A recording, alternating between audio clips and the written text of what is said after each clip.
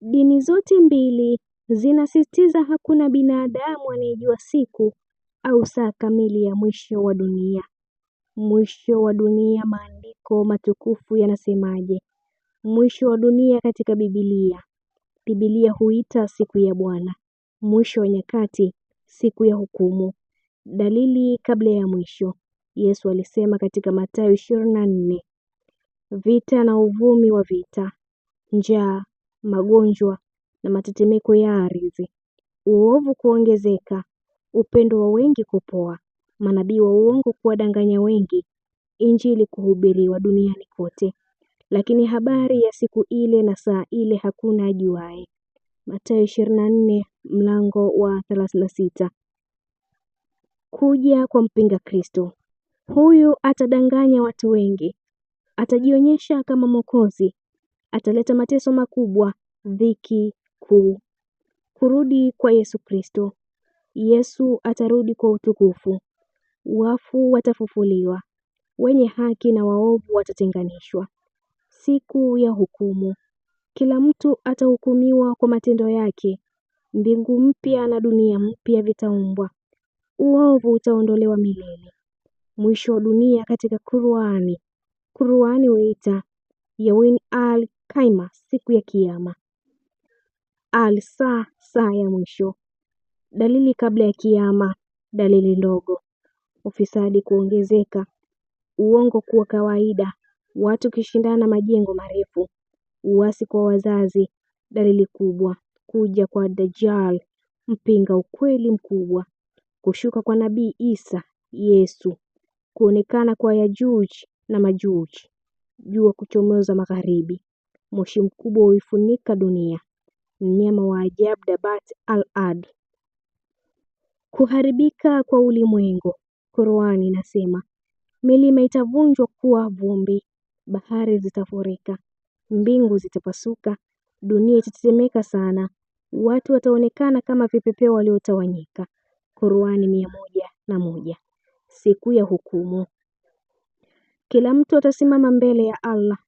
Matendo yote yatahesabiwa. Pepo jana na moto jahannam vitatenganishwa. Mambo yanayofanana kati ya Biblia na Qur'ani. Dunia ina mwisho. Kuna dalili kabla ya mwisho. Kutakuwa na mdanganyifu mkubwa. Yesu Isa ana nafasi muhimu. Kutakuwa na ufufuo wa wafu, hukumu ya haki kwa kila mtu. Wema watapata uzima, waovu adhabu. Hakuna tarehe iliyo sahihi. Watu wengi wa zamani walizani mwisho umefika, lakini haukufika. Lengo la maandiko si kutisha tu, bali kuwaongoza watu waishi katika haki, toba na kumjua Mwenyezi Mungu. Ujumbe mkuu katika Biblia. Jiwekeni tayari. Qur'ani inasema hakika kurejea ni kwa Mola wako. Mwisho wa dunia si mwisho wa kila kitu, bali ni mwanzo wa maisha ya milele kulingana na imani. Mathayo 24. Vita vinaendelea sehemu nyingi duniani. Migogoro ya kisiasa na ugaidi imeongezeka. Hii inafanana na dalili, lakini vita vimekuwepo tangu zamani. Matetemeko, njaa, magonjwa. Matetemeko ya ardhi yanaongezeka. Magonjwa mapya kama COVID-19 yameibuka, yameikumba dunia. Njaa bado ipo nchini na nchi nyingi. Yesu alisema hayo yote ni mwanzo wa uchungu wa kuzaa. Ukatili umeongezeka. Watu wanajali zaidi mali kuliko wenzao. Familia nyingi zimevunjika. Hii ni dalili ya kitabia, si tukio moja. Watu wengi wanajitangaza waokoe, ni wokovu. Wengine wanadanganya watu kwa dini na miujiza ya uongo. Biblia ilionya hili waziwazi. Yesu ndiye aliyetoa maelezo wazi zaidi. Haya yote ni mwanzo wa uchungu wa kuzaa. Mathayo 24 mstari wa 8. Taifa litainuka dhidi ya taifa, falme dhidi ya falme. Vita vimekuwepo daima, lakini Yesu alisema vita vitaongezeka na kuwa vya dunia nzima. Majanga ya asili, matetemeko ya ardhi sehemu nyingi, njaa, magonjwa. Uovu utaongezeka, upendo wa wengi utapoa. Watu watakuwa wajipendao, wapenda fedha, wakaidi kwa wazazi. Timotheo wa pili mstari wa 3, mlango wa 1 mpaka wa 5. Watu wengi watadai mimi ndiye Kristo, watafanya ishara za uongo, watawadanganya hata wateule kama ingewezekana. Yesu alionya akisema, msidanganywe.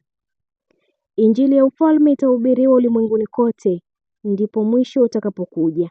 Mathayo 24 mstari wa 14. Hii ni dalili muhimu sana. Injili kufika mataifa yote, lugha zote, jamii zote. Biblia ilionyesha huu ni hatua ya mwisho kabla ya matukio makubwa. Kutakuwa na dhiki kuu ambayo haijawahi kuwapo. Mathayo 24 mstari wa 21. Mateso makubwa, hofu duniani, udanganyifu wa kiroho, watu wengi kumpinga Mungu. Atajionyesha kama Mwokozi, mpinga Kristo. Biblia inasema atajionyesha kama Mwokozi, ataleta mfumo wa dunia, atawadanganya wengi, atapinga Kristo waziwazi. Wathesalonike wa pili mstari wa 2. Biblia inasema roho ya mpinga Kristo iko tayari duniani, lakini mpinga Kristo kamili bado hajadhihirika wazi. Dalili za mbinguni. Yesu alisema jua litatiwa giza, mwezi hautatoa nuru, nyota zitaanguka, mbingu zitatikiswa. Mathayo 24 mstari wa 29. Hizi ni dalili za mwisho kabisa, bado hazijatokea kwa ukamilifu. Kurudi kwa Mwokozi Yesu Kristo. Wataona mwana wa Adamu akija juu ya mawingu kwa nguvu na utukufu mwingi. Mathayo 24 mstari wa 30. Hili litakuwa wazi, si siri. Duniani kote hakuna atakayekosa kuona. Ufufuo na hukumu. Wafu watafufuliwa. Kila mtu atasimama mbele za Mungu. Matendo yatahesabiwa. Ufunuo 20. Je, yaliyotabiriwa yameanza kutimia? Ndiyo. Maadili kuporomoka, vita na machafuko, manabii wa uongo, injili kusambaa kwa kasi. Dalili ambazo bado ni dhiki kuu kamili, mpinga Kristo kujitambulisha wazi, dalili za mbinguni, kurudi kwa Yesu. Hivyo Biblia inatuonyesha tuko kwenye hatua za onyo, si mwisho wenyewe bado. Ukweli mkuu wa Biblia. Lakini habari ya siku ile na saa ile hakuna ajuaye. Mathayo 24 mstari wa 36. Biblia haikukusudiwa kutisha, bali kutufanya tuwe macho, tuishi haki, tuishi kana kwamba dunia haina mwisho. Mwisho wa dunia sio mwisho wa maisha, ni mwisho wa uovu, ni mwanzo wa haki ya Mungu. Angalieni basi, kesheni. Siku ya mwisho ipo, si hadithi, si hofu ya kuwatisha watu, ni ahadi ya Mungu kwamba uovu hautatawala milele. Biblia inasema, kwa maana imewekwa kwa wanadamu kufa mara moja, na baada ya hapo hukumu. Waebrania 9 mstari wa 29. Hukumu ya Mungu ni ya haki. Hakuna atakayependelewa, si kwa mali, si kwa cheo, si kwa dini wala jina. Kila mtu atasimama peke yake mbele za Mungu na maisha yake yote yatawekwa wazi. Mungu ataleta kila kazi katika hukumu pamoja na kila jambo lililofichika. Mhubiri 12 mstari wa 14. Muda wa neema sasa, kabla ya siku ya hukumu. Mungu anatoa muda wa toba. Mungu anawaita watu warudi kwake. Mungu hafurahii mtu apotee. Bwana havitawii ahadi yake, bali huvumilia akitaka watu wote watubu. Petro wa pili mstari wa 3 mlango wa 9. Njia ya wokovu imewekwa. Biblia haisemi kuokolewa kwa matendo mengi tu, dini kwa jina, kujiona mwema kuliko wengine. Inasema Mungu aliupenda ulimwengu hivi kwamba akamtoa mwanawe wa pekee ili kila mtu amwaminie asipotee, bali awe na uzima wa milele. Yohana 3 mstari wa 16. Yesu Kristo ndiye njia ya msamaha, njia ya uzima, njia ya kukwepa hukumu ya milele. Kwa asiyeamini asichelewe leo, bado ni siku ya neema. Kwa anayeamini ishi kama mtu anayengoja mfalme wake. Kwa dunia nzima uovu na mwisho, haki na ushindi. Siku ya mwisho si mwisho wa tumaini kwa walio haki. Ni siku ya furaha, ni siku ya ukombozi, ni mwanzo wa uzima wa milele. Kwa wanaokataa ni siku ya majuto, ni siku ya hukumu ya haki.